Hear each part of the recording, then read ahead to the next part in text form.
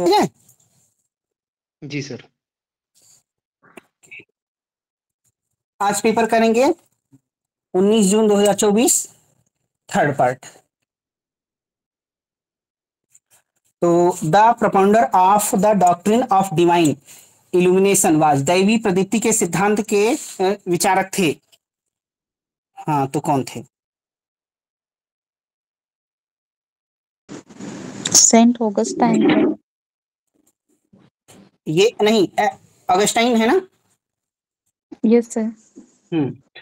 ये क्या होता है? ऑगस्टाइन है के। देखिए, ऑगस्टाइन कहते हैं। हाँ हाँ, बताइए। सर ऑगस्टाइन की सिटी ऑफ गॉड से संबंधित लगता है। हाँ, देखिए, ऑगस्टाइन कहते हैं मनुष्य का ज्ञान सत्य को जानने, मनुष्य का ज्ञान या सत्य को जानने की मनुष्य की क्षमता केवल डिवाइन लाइट यानी ईश्वरी ज्योति के माध्यम से ही संभव है। डिवाइन इल्यूमिनेशन से ही पॉसिबल है। वो एग्जांपल देते हैं कि जैसे हम बाहरी वस्तुओं को देखने के लिए सूरज की रोशनी को की जरूरत महसूस करते हैं, वैसे ही आत्मा या मन को यानी हमको सत्य को पहचानने के लिए डिवाइन इल्यूमिनेशन, ईश्वरीय ज्योति या ईश्वर की प्रकाशना चाहिए, है ना? तो कहते हैं सच्चा ज्ञान केवल बुद्धि या इंद्रियों से नहीं बल्कि ईश्वर की कृपा से प्राप्त होता है। तो इसीलिए आंसर इसका सेंट ऑगस्टाइन हो जाएगा। Yes yes sir. देखिए, according to this doctrine, human knowledge and understanding are possible only through divine light or God's illumination. Augustine believed that the human mind cannot know truth by itself. Instead, it needs the light of God to see it, eternal truths, just as our eyes need sunlight to see physical object.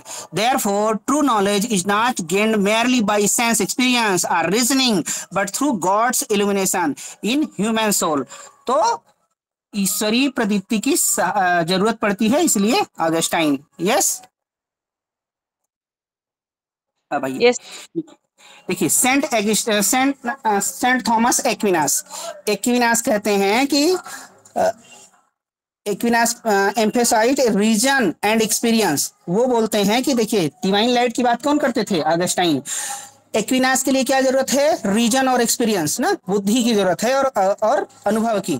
Saint Augustine focused on divine illumination, ये तो हो गया।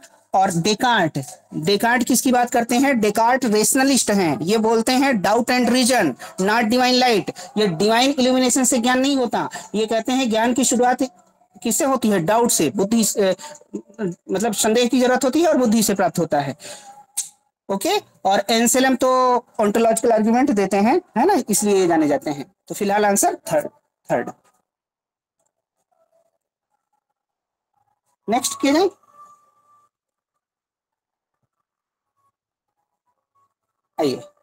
Everything can not be claimed to be momentary. प्रत्येक वस्तु को क्षणिक होने का दावा नहीं किया जा सकता, बौद्ध के अकॉर्डिंग बताना है। तो यहां तो कहा गया है यत क्षणिकम तत् सत्य यत क्षणिकम ना, जो क्षणिक है वही सत्य है। तो प्रत्येक, तो पहला गलत हो जाएगा क्या?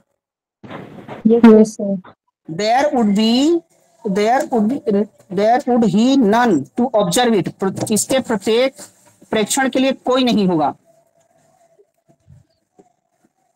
जब सब कुछ मोमेंट्री है तो इसको देखने के लिए भी कोई नहीं होगा ना, तो ये भी सही है जो हो जाएगा। हाँ सही है सर। हाँ, ये भी सही है। तो पहला गलत, दूसरा सही। देख लीजिए, आंसर हो जाएगा fourth. A is not correct but R is correct. आइए, ये लिखिए, धर्म अर्थ काम मोक्ष एस्थेटिकली डिजायरेबल, सौंदर्य मूलक वांछनीय। तो सौंदर्य मूलक काम की बात हो जाएगी। मैटेरियली रिच, भौतिक दृष्टि से संपन्न, अर्थ हो जाएगा ना। नैतिक रूप से गंभीर, एथिकली साउंड। धर्म मोक्ष हो जाएगा स्पिरिचुअली फ्री, ये आध्यात्मिक रूप से मुक्त। देखिए धर्म अर्थ काम, इनको बोला जाता है त्रिवर्ग। आचार्य दंडी इनको क्या बोलते हैं अपने 10 कुमार चरितम में, इनको क्या बोलते हैं, त्रिवर्ग बोलते हैं। ये कॉन्टेक्स्ट फ्री नहीं है ना, त्रिवर्ग है। और मोक्ष क्या है, ये कॉन्टेक्स्ट फ्री है, संदर्भ मुक्त है, और ये अपवर्ग है, अपवर्ग। तो आंसर लगाइए आप फर्स्ट।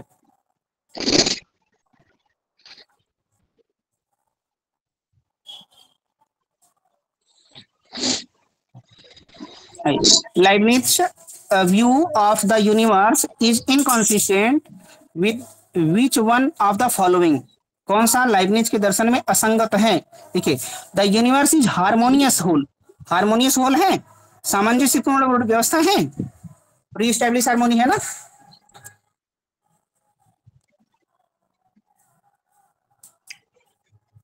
आइए नेक्स्ट।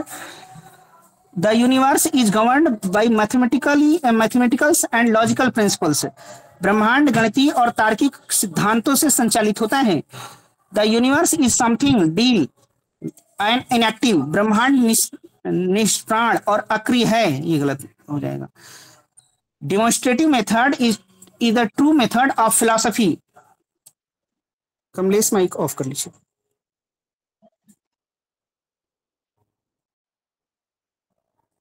तो क्या आंसर होगा? सर ऑप्शन थर्ड होगा। ऑप्शन थर्ड होगा, यस। हाँ, इनएक्टिव नहीं है, इनएक्टिव नहीं है, इनके यहाँ कुछ भी अक्रिय नहीं है ना, इनएक्टिव नहीं है, और निष्प्राण है, निष्प्राण भी कुछ नहीं है, डील है ना। लाइबनिज के फिलॉसफी में बोलते हैं जो मोनाड्स हैं, universe is made of living active and spiritual units. जो ब्रह्मांड बना है वो किससे बना है? Living active and spiritual units, that called monad. तो वो अक्रिय नहीं है, निष्क्रिय नहीं है, एक्टिव है। कहते हैं each monad is centre of activity not a passive particles, वो पैसिव पार्टिकल नहीं है, है ना। The whole universe is harmonious system guided by pre establish harmony. Harmonious system है क्योंकि वहां पे प्री एस्टैब्लिश हार्मोनी है ना।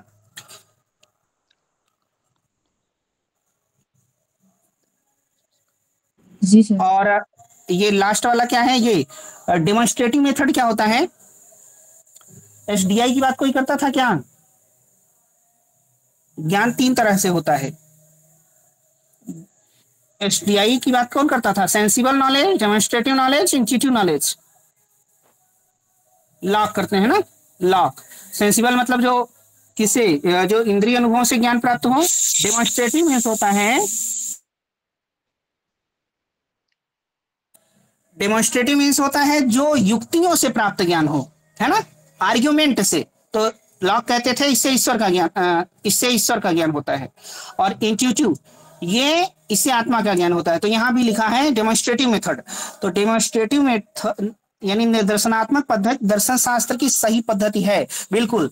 लाइबनिज कहते हैं philosophy should follow the demonstrative and mathematical method just like geometry.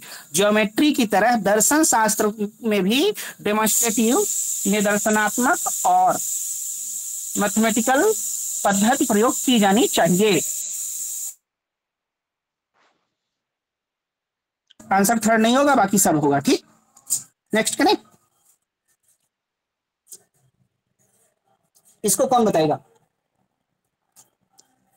Which one of the following is the correct combination of modes in first figure?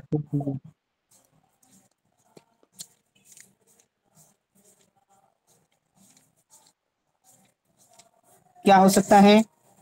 First figure में बोलना है। चलिए देखिए, Barbara, Darai, seller and फेरियो, ये के सारे जो है ना, ये सेकंड में है, ये सेकंड। दतीसी किस में है? दतीसी थर्ड में है, यस 3 में है। थर्ड में क्या है? दराप्ती, दतीसी, फिलप्तान, फेरिसन, दिशामिस को कर दो। फेरियो तो ठीक है, चलिए पहला तो नहीं होगा। सेकंड देखिए, बारबरा, सेलर एंड दतीसी एंड फैक्सिनो, सेकंड का क्या होगा बोलिए? सेलर एंड तो सेकंड में है, दतीसी थर्ड में है, सेलर एंड सेकंड में है, दतीसी थर्ड में है, फेस्टिनो फेस्टिना किसमें है, ये भी सेकंड में है, तो ये भी नहीं होगा। थर्ड देखिए, बारबरा सेलेरेंट, सेलेरेंट 2 में है, यहाँ 2 लिख लीजिए। दतीसी 3 में है, 3 लिख लीजिए। फेरियो फर्स्ट में, ओके। नेक्स्ट क्या है, बारबरा केमिनस, केमिनस, केमिनस किसमें है, दतीसी एंड फेरियो, दतीसी तो थर्ड में है।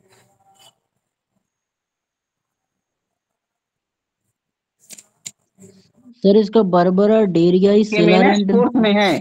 तो देखिए कोई ऐसा ऑप्शन नहीं है जिसमें ओनली फर्स्ट मोड से प्रथम मतलब फर्स्ट फिगर के हों, तो इसलिए कोई आंसर नहीं है, इसलिए ये डिलीट क्वेश्चन है। हाँ हाँ आदित्य। सुरमा जी कह रहा था बारबरा डेरियाई सेलारेंट फेरियो, ये पूरा फर्स्ट फिगर है, तो इसमें तो नजर नहीं आ रहा कोई। हाँ नजर नहीं आ रहा ना, तभी इस क्वेश्चन को नजर लग गई थी, ठीक है, नजर का मतलब डिलीट कर दिया गया था। चलिए, है ना, delete, drop.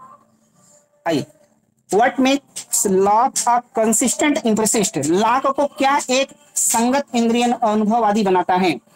His acceptance of matter as something I know not what, द्रव्य क्या है मैं नहीं जानता, मैं नहीं जानता ना, तो ये बात तो इनके लिए सही है, लेकिन बोल रहे हैं किस लिए इनको अनुभववादी कहा गया। ठीक है, इसको छोड़िए, द्रव्य क्या है, ये ये बात तो नहीं है, ये और लोग भी बोल सकते हैं। आइए, his acceptance of God of the existence of God, उनकी ईश्वरी सत्ता की स्वीकार्यता, तो ईश्वर को मानते तो थे लेकिन ये भी नहीं होगा। His refutation of doctrine of innate ideas, उनका ये भी सहज नहीं होगा। प्रत्ययों, यही होगा ना। जी सर। हाँ देखिए, डेकार्ट, स्पिनोजा, लाइब्निज, डेकार्ट कहते हैं और स्पिनोजा कहते हैं some ideas are innate and some ideas are contingent, कुछ प्रत्यय आपातिक होते हैं और कुछ प्रत्यय जन्मजात होते हैं। बट लाइब्निज कहते हैं नहीं, सभी के सभी प्रत्यय जन्मजात होते हैं। According to Leibniz all ideas are innate, तो आपको ये जानते रहना है, इन्होंने इनैट आइडियाज का खंडन किया, इसीलिए क्या है, अनुभववादी हैं।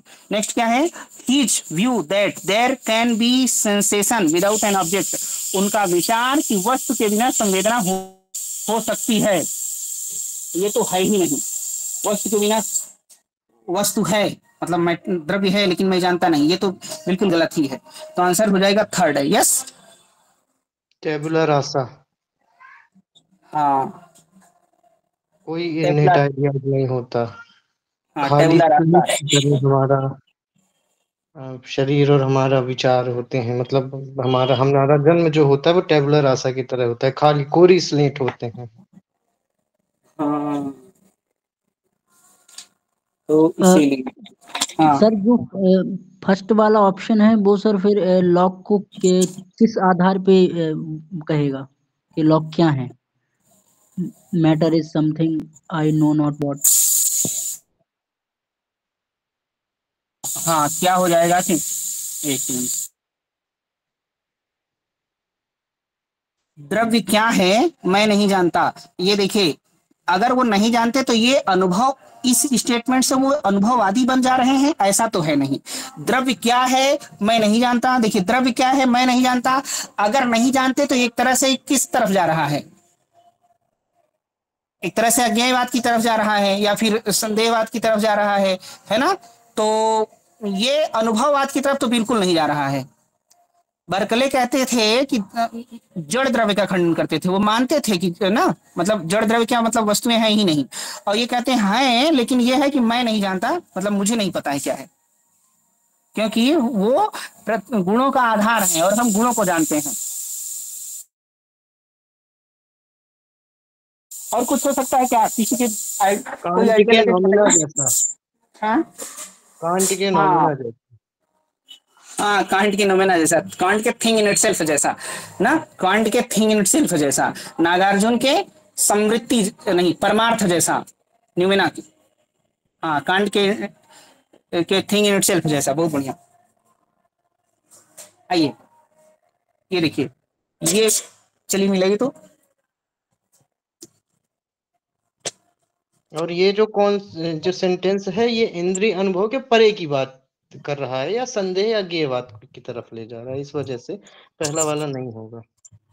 हाँ ये भी सही, हाँ इंद्रिय अनुभव की बात इसमें हो ही नहीं रही है एकदम।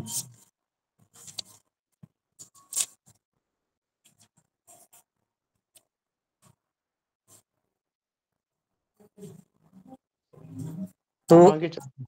हाँ नेक्स्ट करते हैं। देखिए ये मिलाइए तो क्या होगा।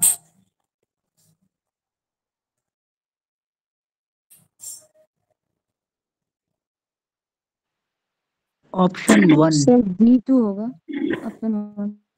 नीच हाँ से का थर्ड होगा। देखिए नीत्शे को मिला दीजिए रिसेंटिमेंट। रिसेंटिमेंट मतलब क्या होता है। सात्र को मिला दीजिए transcendental transcendence of the ego. Heidegger को मिला दीजिए ऑन्टोसेंट्रिक। किरकेगेट को मिला दीजिए सब्जेक्टिविटी इज ट्रुथ। वस्तुनिष्ठता ही सत्य है। Subjectivity is truth. चलिए तो आंसर क्या हो जाएगा जो भी हो जाएगा। ऑन्टोसेंट्रिक मतलब क्या होता है इसकी हिंदी भी अगर कुछ होती है क्या। इसका मतलब होता है असंतोष, नाराजगी। हाँ इस बात को इनको एक बुक है on the genealogy of morals. देखिए बताने का उद्देश्य ये नहीं रहता कि इनकी ये बुक में ये बात बोले हैं ना। बताने का उद्देश्य ये रहता है कि आप इनकी ये वाली बुक जानते रहिए ना। ऑन द कम से कम एक बुक आपको इस बहाने रिवाइज हो जाए। तो लिख लीजिए on the genealogy of morals.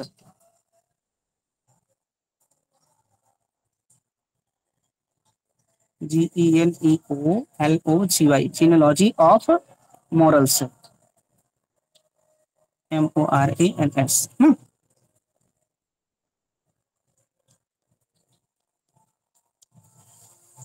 ये देखिए रिसेंटिमेंट में मतलब ये होता है क्या असंतोष मतलब मन में दबा हुआ द्वेष, जलन, घृणा। कहते हैं ये तब पैदा होती है जब कोई व्यक्ति या समूह अपनी असमर्थता जब वो एलिजिबल नहीं रहता मतलब वो असमर्थ रहता है और वो विरोध नहीं कर पाता। तो नीत्शे कहते हैं कि ये जो दो तरह की नैतिकता है ना, एक स्वामी नैतिकता, एक स्वामी नैतिकता, एक दास नैतिकता। जो दास नैतिकता है ना, जब कमजोर लोग शक्तिशाली लोगों से ईर्ष्या करने लगते हैं लेकिन वे कुछ कर नहीं पाते, तो वे अपने भीतर नैतिक मूल्यों की एक नई प्रणाली बना लेते हैं जिससे वे अपनी कमजोरी को अच्छा और बुरा कह सकें, है ना। तो ये दास नैतिकता से संबंधित है। दास नैतिकता स्लेव मोरालिटी ये रिसेंटिमेंट की वजह से उत्पन्न होती है। वो ऑन करना। ये बुक किसकी थी, जीनियोलॉजी ऑफ मोरल्स? नीचे हाँ सर इसमें एक बड़ा अच्छा कॉन्सेप्ट है ये जो आपने बताया कि एक व्यक्ति जो पावरफुल है वो पावरफुल बना है। उसने एक शीप मोरालिटी से वो लॉयन मोरालिटी या टाइगर मोरालिटी की तरफ गया है और जब वो ऐसा बन गया है वो एक पावरफुल इंसान बन गया है। अब उसके नीचे वाले जो स्लेव मोरालिटी के हैं अपनी चीजों को डेवलप करते हैं और उसको गलत कहने लगते हैं।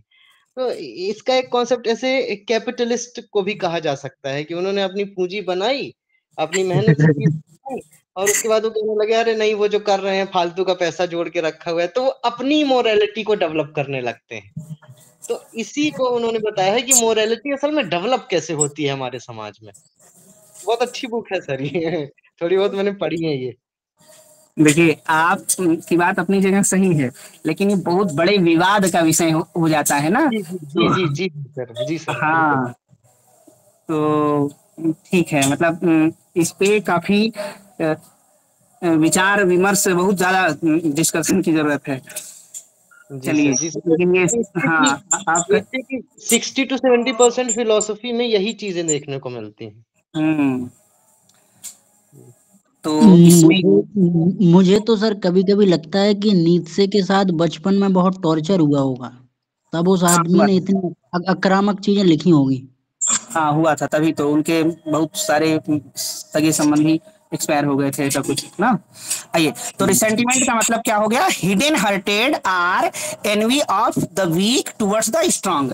ठीक है अब आइए ओंटोसेंट्रिक क्या है। ओंटोसेंट्रिक ये हाइडेगर का है। इसमें क्या होता है, ये हाइडेगर किसकी बात करते हैं, बीइंग की बात करते हैं, स्टडी ऑफ बीइंग की ना, सत्य की बात करते हैं। देखिए एक होता है, देखिए दो चीजें होती हैं, एक बीइंग कैपिटल बीइंग में, एक स्मॉल बीइंग में, इसको बीइंग्स बोलते हैं, BEINGS ना।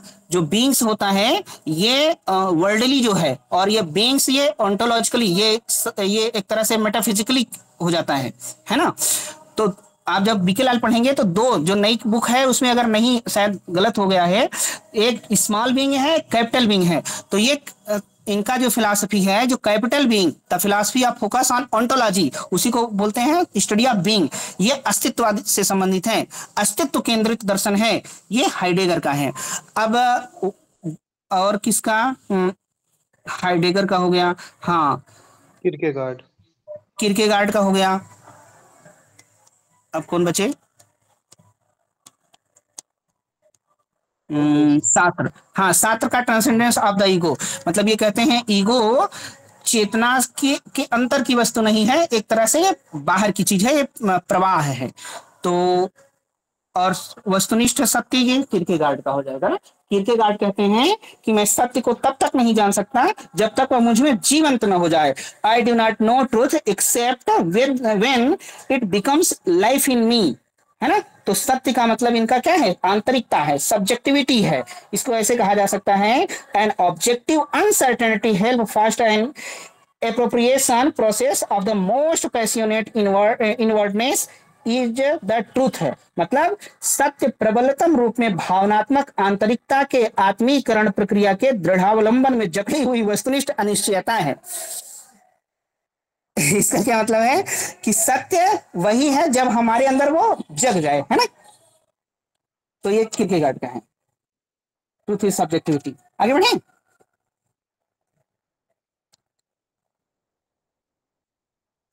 जी sir.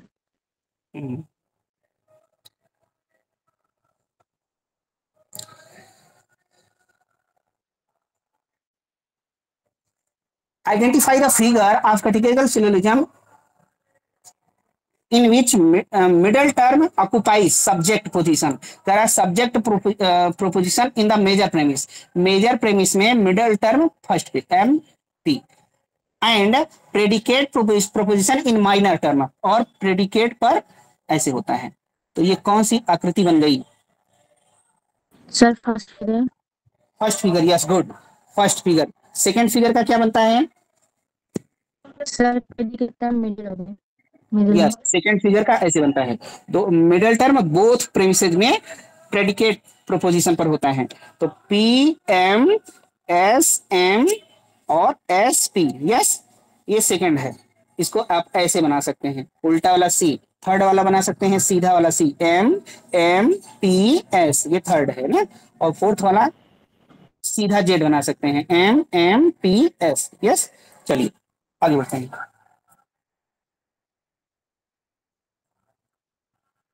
According to whom unperceived and unperceivable entities cannot exist. किसके अनुसार अलक्षित और अलक्ष्य सत्य अस्तित्वान नहीं हो सकते? Berkeley sir. Yes good. देखिए अलक्षित अलक्ष्य, इसको एक बार इसका ट्रांसलेशन हुआ था, उपलब्धि मूलक प्रत्यय की बात कौन करते हैं? मतलब वही चीज है, सत्य है जो उपलब्ध है, उपलब्धि मूलक प्रत्यय, मूलक प्रत्यय ना। अलक्षित अलक्ष्य, जो अलक्षित हैं यानी जिनको हम लक्ष्य नहीं कर पा रहे हैं, जिनको देख नहीं पा रहे हैं, वो अलक्ष्य हैं, वो है ही ना। अलक्ष्य सत्य अस्तित्वान नहीं हो सकते, वो उनका सत्य वो एक्चुअली में एग्जिस्ट नहीं कर सकते। तो सत्ता दृश्यता, ईजिस्ट परसीपी, बर्कले, एक बार क्वेश्चन आया था, जो ईजिस्ट परसीपी की बात करते हैं बर्कले, वो किससे अगेंस्ट में करते हैं? किसकी आलोचना करने के लिए इन्होंने ऐसा बात ये सब किया? सर रैशनलिस्ट को, आइडियलिज्म। आइडियलिज्म, हाँ नहीं, आइडियलिज्म का तो ये खुद ही करते हैं ना। समर्थन करते नहीं, हैं। ओ नहीं, हमने उल्टा पूछ लिया। ये बर्कले की आलोचना बाद में कौन करते हैं? मूर करते हैं। हाँ, मूर, एक बार प्रश्न आया था कि मूर कौन से प्रत्ययवाद को रिफ्यूट करने के लिए ईजिस्ट परसीपी को डिनाई करते हैं? मतलब इजी स्पेसिफिक को तो बर्कले कुल मिला के आंसर ये था कि मोर सब्जेक्टिव आइडियलिज्म का भी खंडन करते हैं ना, आत्मनिष्ठ प्रत्ययवाद का भी खंडन करते हैं, ऑब्जेक्टिव आइडियलिज्म का नहीं, एब्सोल्यूट आइडियलिज्म का भी खंडन करते हैं। ठीक, ये कहीं आया हुआ है, जानते रहिए। केवल आत्मनिष्ठ सब्जेक्टिव आइडियलिज्म का खंडन नहीं करते, एब्सोल्यूट का भी करते हैं। चलिए सर, ये जो क्वेश्चन है ये अमूर्त प्रत्ययों से संबंधित है क्या? ऐसा कुछ समझ सकते हैं हम? उड़ते हुए घोड़े। देखिए यहाँ पे लिखा है अनप्रसिव्ड, जो अनप्रसिव्ड हैं, जिनका अनुभव नहीं किया गया है ना, जिनको कोई नहीं देख पाया है, वो अनप्रसिबल, वो है ही नहीं। तो ऐसा ही ना, कुछ ऐसा ही कॉन्सेप्ट है ना, उड़ते हुए घोड़ों का प्रत्यय। उड़ते हुए घोड़े तो वो अमूर्त प्रत्यय है ना, अब्स्ट्रैक्ट आइडियाज हैं, तो वो उनका प्रत्यय भी नहीं होता और वो एग्जिस्ट भी नहीं करते। यहाँ पे देखिए कह रहा है कि आप जिसको नहीं देख सकते उसका अस्तित्व ही नहीं है। तो हाँ, ये कहीं ना कहीं वहीं लेके जा रही है ना बातें, शायद। हाँ, हाँ। तो सही, लेकिन ये पहले ना इसी के पास आएगा, ये कि सत्ता दृश्यता है, जो दृश्य है, जो प्रसिद्ध है वही एग्जिस्ट करता है, अनप्रसिद्ध एग्जिस्ट नहीं करेगा। ठीक है sir. What is correct in the view of Anaximander? Anaximander के लिए क्या सही है? The appearance is the fundamentalist of the universe. Yes, being is the reality, being is reality, ये कौन बोलेगा? Parmenides. पार्मिनेंट सर। Okay good. देखिए बीइंग की बात पार्मेनाइडीज करते हैं और बिकमिंग की बात हेराक्लाइटस करते हैं। बिकमिंग दैट मीन्स संभूति, बिकमिंग की बात कौन करेंगे? हेराक्लाइटस करेंगे, और बीइंग की बात पार्मेनाइडीज करेंगे। Okay, what is the fundamental shift of the universe? ये लगा लीजिए Thales. Apeiron is the fundamental shift of the universe, apeiron Anaximander. Okay, fire is the source of the universe, अग्नि ब्रह्मांड का स्रोत है। ये कौन करेगा? हेराक्लाइटस। Heraclitus, good. ये हेराक्लाइटस एक सेंटर फायर है और उसके चारों तरफ अर्थ, जुपिटर, मार्स, सभी लोग उसके मूव कर रहे हैं, रोटेट कर रहे हैं। ये बात कौन कहेगा? मतलब एक केंद्रीय अग्नि है और Pythagoras. सभी, हाँ, और सभी आकाशीय पिंड उसके चारों ओर चक्कर लगा रहे हैं, ये बात कहेंगे पाइथागोरस। अच्छा, वहां भी डिवाइन का एक क्वेश्चन आया था ना, एक चीज भूल गए वहां बताना। वहां पे डिवाइन इल्यूमिनेशन की बात किसने की थी? क्या आंसर था? Augustine sir. ऑगस्टाइन। एक आता है डिवाइन स्पार्क। डिवाइन स्पार्क किससे संबंधित है?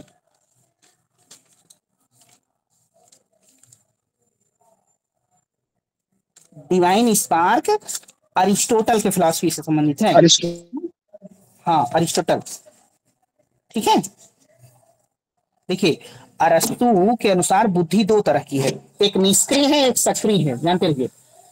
एक निष्क्रिय, एक पैसिव है और एक एक्टिव है, निष्क्रिय है और एक सक्रिय है। ये सक्रिय बुद्धि जो है ये अमर है, ये खत्म नहीं होती, और इसी को सक्रिय बुद्धि को कौन? अरिस्टोटल बोलते हैं डिवाइन स्पार्क, दैवी स्फुलिंग। डिवाइन स्पार्क, दैवी स्फुलिंग। वो डिवाइन से याद आया कि इसको भी आप जानते हैं ना। और ये प्रश्न पूछा गया है कि निष्क्रिय बुद्धि मॉर्टल है या सक्रिय बुद्धि मॉर्टल है? हाँ,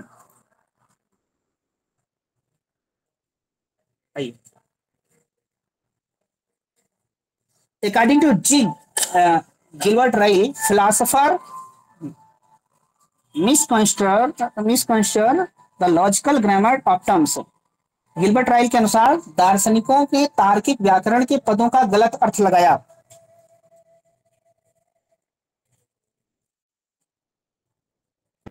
सर ऑप्शन 3। ऑप्शन 3,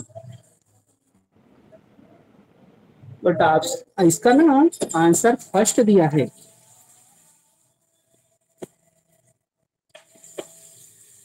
हाँ, by treating them as denoting act।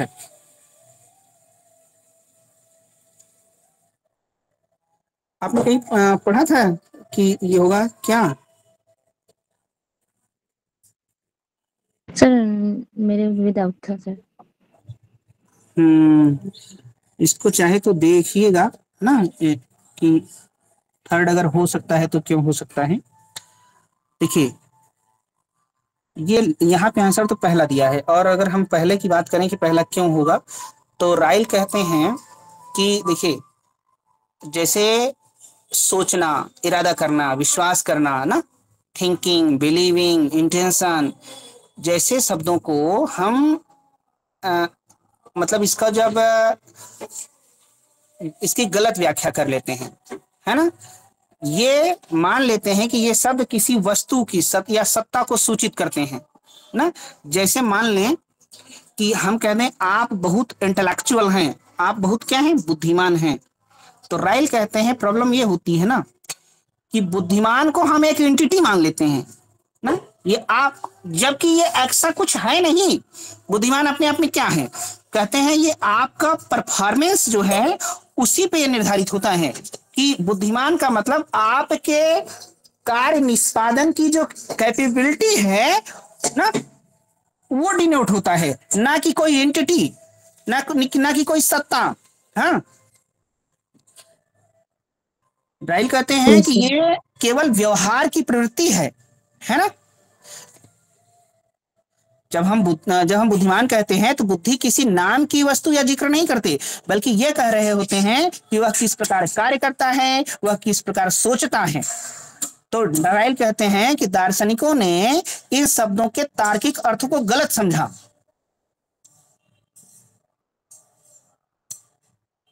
तो by treating them as denoting act ना, तो इसीलिए पहला हो रहा है क्या?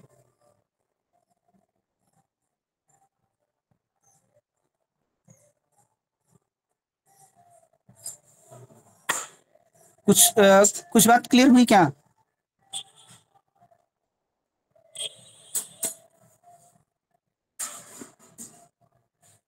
देखिए यहाँ पे लिखा है कि दार्शनिकों के तार्किक व्याकरण के पदों का गलत अर्थ लगाया। तो दार्शनिकों ने क्या सोचा था, वो लोग सोचते थे कि मानसिक शब्दों को ऐसा माना जैसे वो एक वस्तु या कृत्य को सूचित करते हैं ना, जो फिलोसफर ने मिस्टेक किया है। They treat mental terms as if they denote entities और एक्ट। राइल की क्या पोजीशन है? राइल कहते हैं कि ये शब्द छिपी हुई चीजों को नहीं बल्कि व्यवहार को प्रवृत्त करते हैं। वो लोग कहते थे कि ये डिनोटिंग एक्ट है। तो राइल कहते हैं these terms describe ways of behaving not hidden things। तो इसीलिए इनका मतलब है राइल, इसीलिए आंसर ये हो जाएगा by treating them as denoting act। ये आप लोग भी खोजिएगा बुक से, है ना, अगर कुछ और मिले तो बोलिएगा। चलिए इस क्वेश्चन को माफ कर दिया जाए।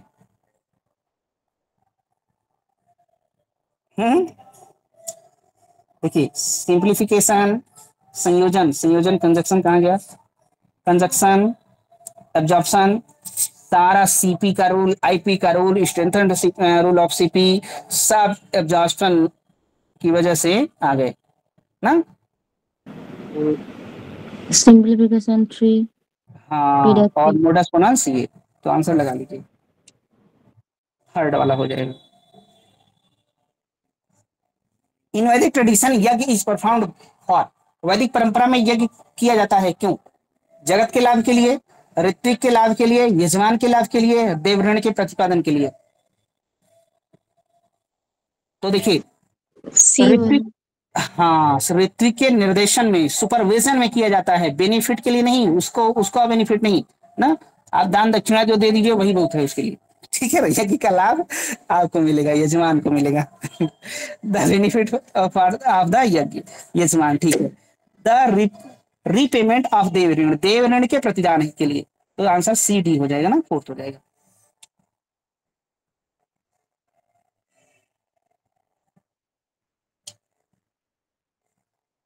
The wholeness and unity of design is not determined by। Design की समग्रता एवं एकता का निर्धारण किसके द्वारा नहीं होता है? तो एन अंडरलाइन सब्जेक्ट ओनली, या केवल सब्जेक्ट है? एन अंडरलाइन ऑब्जेक्ट ओनली, केवल ऑब्जेक्ट, केवल अंतर्निहित वस्तु द्वारा? By, both by underline subject and object, तो क्या होगा? न तो अंतर्निहित कर्ता द्वारा, न अंतर्निहित वस्तु द्वारा।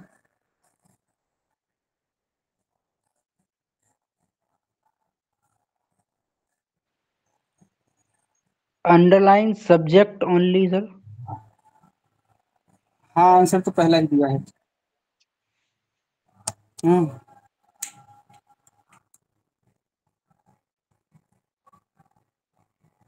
इस